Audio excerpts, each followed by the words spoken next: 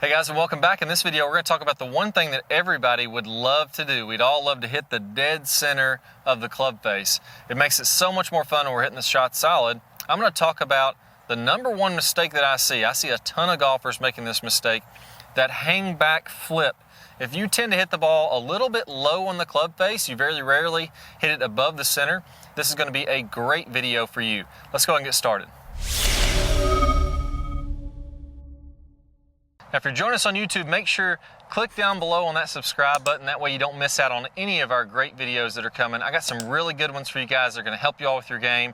So make sure you subscribe so you don't miss out on those. Same if you're on a mobile phone, just click the drop down and then you can subscribe from there.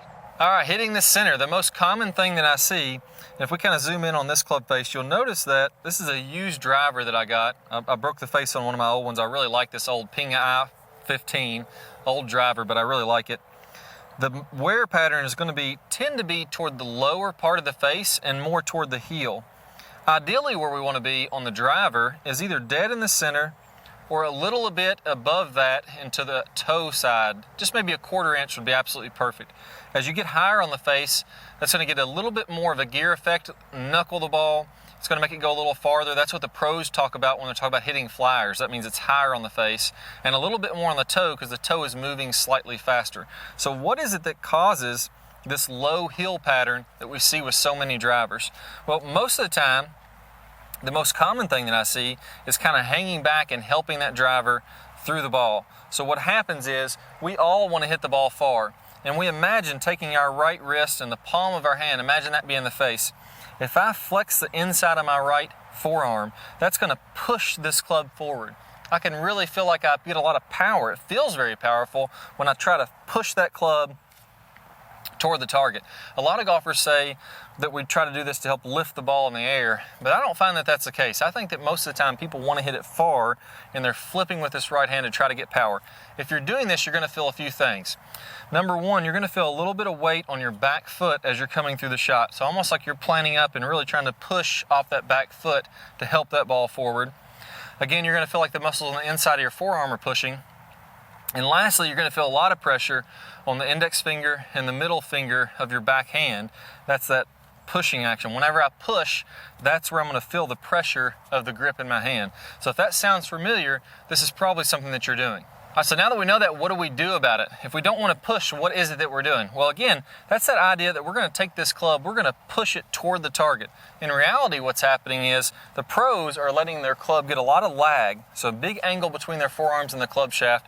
They're getting those hands low, and what's happening is as the body clears out of the way, as my body opens up, look how this left shoulder goes up and higher. So if I'm going toward the camera, as my body clears out of the way, look how my shoulder goes up and out that direction. And look how my left arm, because it's hanging from my shoulder, is also going to work up that direction. So if you look at just the butt end of the club, that club moves up and in. If I'm doing that with a golf club, imagine I had this angle here, of this angle of the club, and I pull that club up. That's going to accelerate that club toward the target. That's going to let that club whip a lot faster than if I took this and pushed the club.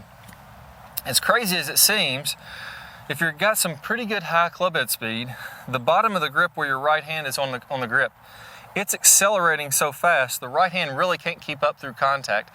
So even if you're trying to push, you're probably actually pulling it and slowing it down, which is counterintuitive, but it's actually happening. It's going to kill your swing speed. Now what we want to do is make sure that we clear out of the way. The biggest thing here is we have to open up the body. You'll hear me say this in a lot of videos, and I say it so much because it's really important. If I feel like I'm going to be swinging with some power, I want to feel like I open my body up. Just like I was going to toss this golf ball down the fairway. I'm going to open my body up and then let that club go. Same thing's happening in the full swing. As I open my body, left hip, left shoulder, then the club all coming up and in, that allows that club to whip on through there so I don't have to feel like I'm pushing at it.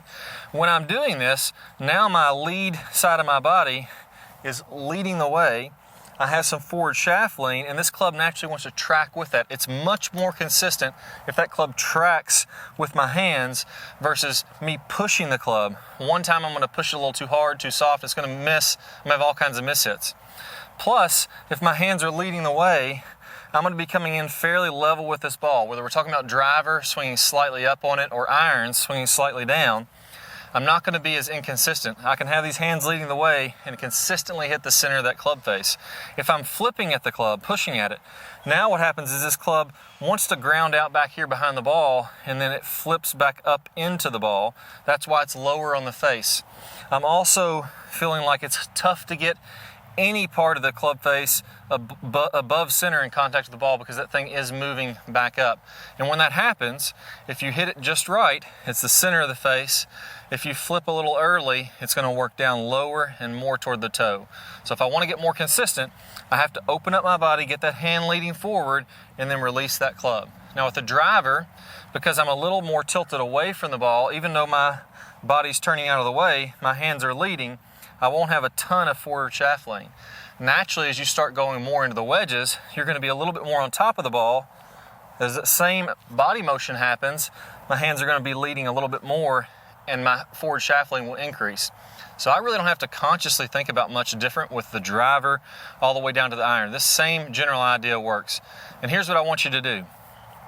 Let's go ahead and go down to the bottom of the swing. I want you to feel like you're coming from the inside. So let this club feel like it's shallowing out a bit. The shaft is laying down. That's what we call the move in the top speed golf system. And then from there, let's go all the way down to where my club's in front of my right knee. Now from here, I want to feel like my left leg has some bend, it's angled out, and now I can push into the ground, and that's going to allow me to do two things. Number one, it's going to allow everything to turn up and out, and it's going to allow everything to open up. That way this club head is trailing my hands and arms, and it's going to be very consistent.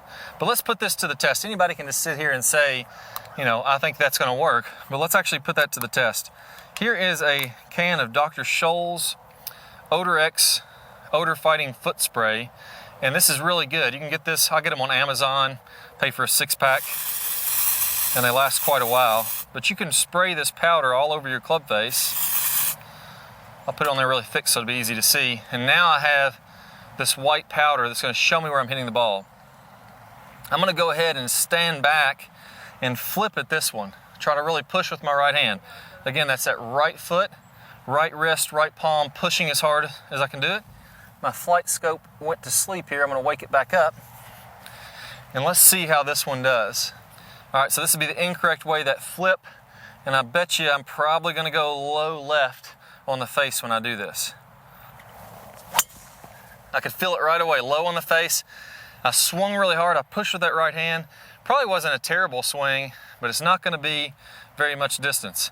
Look how on that club face, immediately you can see it's very low on the face. Some of those might be toward the heel. Very few of them are going to be toward the toe when I'm doing that. But again, it's just hard to get it high enough on the face because I'm pushing the club with my hands and arms toward the ball. Now, if I do the same swing effort, if I put out the same amount of effort and I let those hands get low, I let my body open up, now I'm going to be able to get a lot more speed. So if I feel like my hands get low, then everything clears out of the way. Now I'm going to really be able to rip this golf ball and get a little higher on the face. There we go, killed that one. So that one would be much farther on the flight scope. I didn't see the first numbers.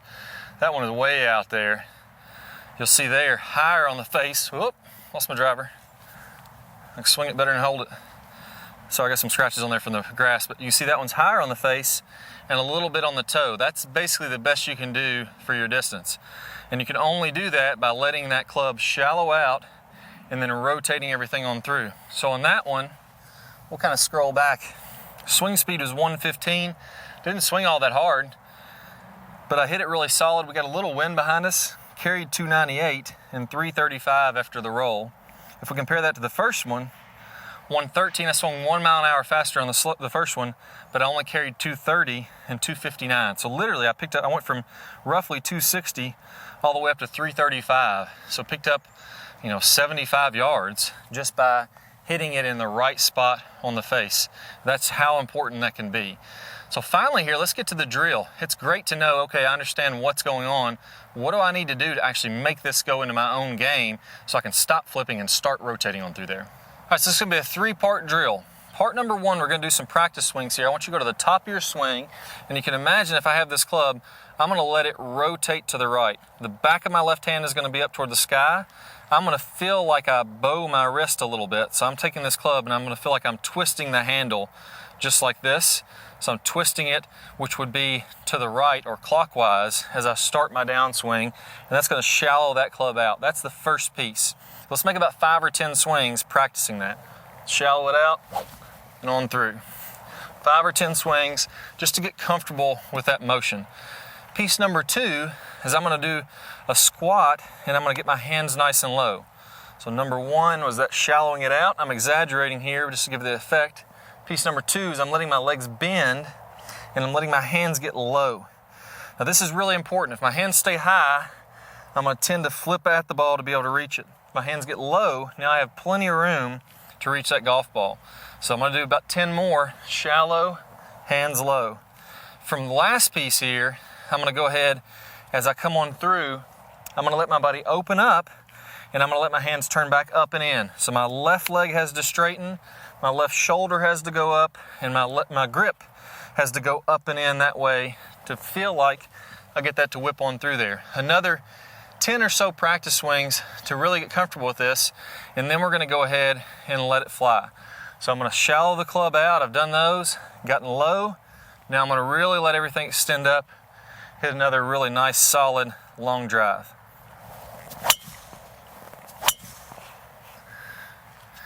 All right, guys, hit that one well. So let's take a look at these numbers. We're gonna see on Flight Scope that was nice and solid, maybe just slightly off the toe, but still pretty daggone solid. Clubhead speed 116, 290 carry, 289 carry, and 323.8 total distance. So I'll definitely take that one without a doubt. That all comes from me being able to shallow that club out, clear out of the way. Now my hands are leading and the ball's just getting in the way. I'm gonna be really nice and solid. Now, if you're joining us on YouTube, this is the most important piece of this. The next piece that has to pair this up. We talked about how the hands need to lead. I need to clear out of the way, but we have to, I can't emphasize enough how much we have to shallow this club out. If my club comes down steep, and now I try to get the hands leading the way, look what happens to this club face. It opens wide open, and I'm gonna block the ball to the right. I'm gonna hit some really poor shots. If I can shallow that club out, then as I turn to the left, my club is still kicking forward and I'm gonna hit the ball nice and solid. That's what we call the move in the Top Speed Golf system. And I have a preview of one of my best videos from the move section. All you need to do is just go ahead and click the card on the screen or down below in the description. I'm gonna walk you through that. I call it the tennis racket drill, and it's really gonna help you to shallow that club out, square the face up early.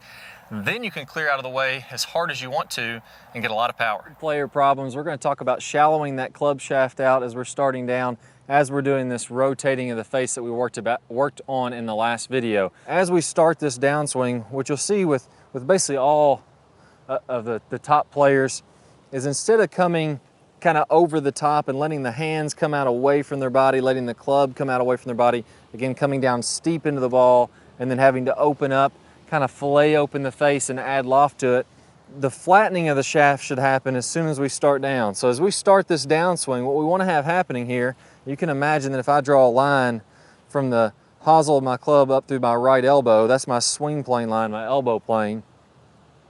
As I go to the top of the swing, I'm going to be slightly above that. And then as I start down, I want my hands to start to shallow out. I want the club to shallow out inside of this elbow plane. And at the same time, I'm going to be rotating.